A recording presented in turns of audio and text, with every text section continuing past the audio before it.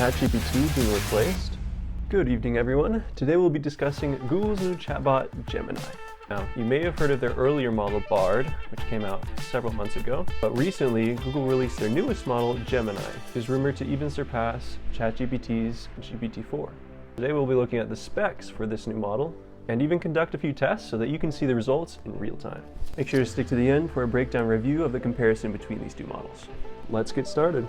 Okay, so first we'll be starting off with a little tour of Google's DeepMind website, which describes what Gemini is and a little bit about its specs. There's a little spiel at the beginning about it being the most capable AI. We will see in a second whether it be true.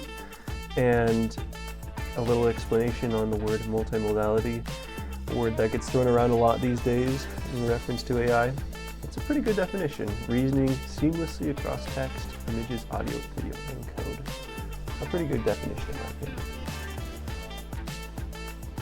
There are a few other videos explaining and demonstrating its capabilities. And further along, we'll see what we actually came for, which is the specs. Interesting enough, they decided to do a direct comparison with ChatGPT, specifically GPT-4. And as you can see, in all 8 benchmarks that they list, GPT-4 is surpassed in all but one area. Pretty interesting. Specifically, this benchmark labeled HelloSwag, interesting name, which is common sense reasoning for everyday tasks. And as you can see, whether it be general reasoning, math, or coding, apparently Gemini 1.0 Ultra surpasses GPT-4 in all of these many different ways.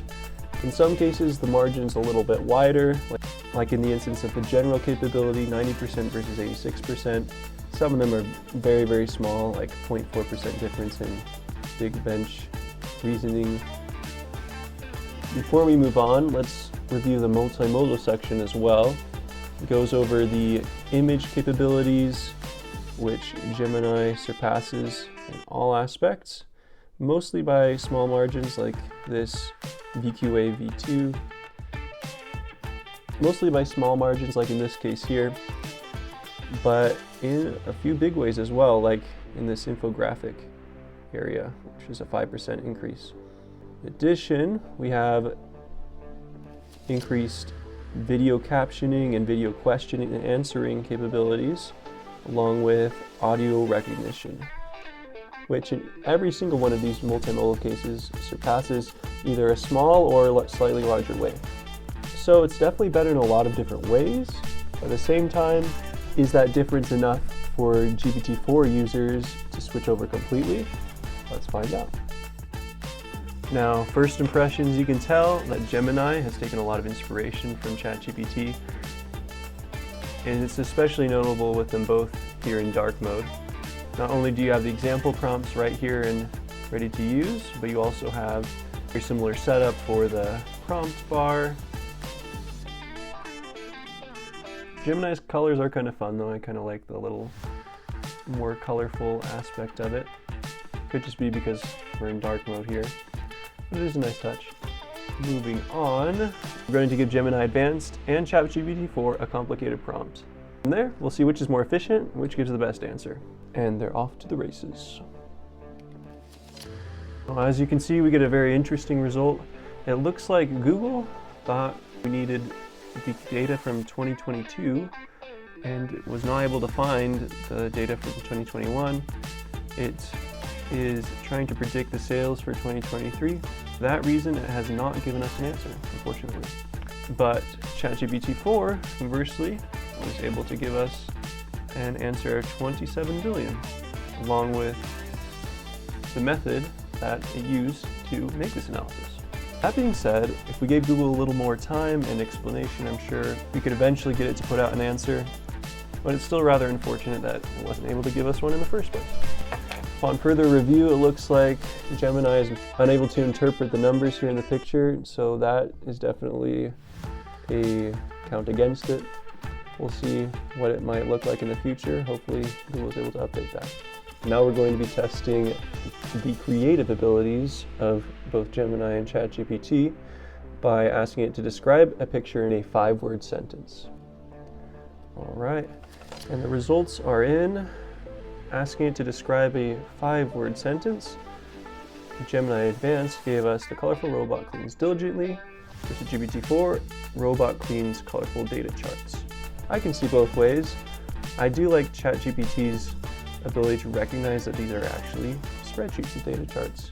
I think that is a point in its favor. And asking it to do it again, we received an individual answer from Chat GPT, whereas Gemini actually gave us 4 different responses without prompting. And that's actually one of ChatGPT's weak points, is if you don't specify, it's not going to intuitively give you more answers than you ask for. And I feel like that's a cool feature that Google is able to implement. Adding a little more intuitiveness to the chatbot, I think that's a good thing. One other interesting feature, when we go on the bars here on the left, and go to settings, the different GPTs are available here in the Explore option, whereas Google has an extensions option. It's actually really cool. You actually connect all your different workspaces, be it Drive, Gmail, Maps, YouTube, what have you, and give it a connection to your data in order to have it analyze it for you. And it's also optional, so if you prefer to keep certain things. You can also switch any of these off at any time, so if you choose to opt out of any of these at any time as well, just by clicking here to toggle it off. That way keep all of it off or customize it to your needs. That's definitely one big advantage Google will have over Chat GPT, because it does have access to all of these different features that many people use every day. Although I've yet to uncover all of Google's new features associated with Google's newest tool, still got a good feel for its potential for growth. Starting with cons, my main complaint is its inability to read numbers in a picture. I feel like that's one aspect where ChatGPT definitely surpasses Google Gemini. It could have just been my case, but even with further prompting, it still wasn't able to complete my request. Luckily, that should be an easier fix as Gemini gets more training and more experience. That hopefully shouldn't be a problem in the future. What I'm just excited about personally is actually Google's integration of this AI throughout its workspaces and tools. It'll be really cool to see how it's able to be implemented, whether it be in Docs or Google Sheets, to see the extent of its ability to work with documents that I put into my workspace. If Gemini is able to keep up with ChatGPT's progress, that could definitely put the odds in Google Gemini's favor in a lot of people's minds, if only for the fact that Google is so widely used. Thank you very much for watching. Make sure to hit that like and subscribe. You can smash them or you can just lightly tap them, whichever you prefer. And stay tuned for future videos like this on AI and other data-related tools. Thank you.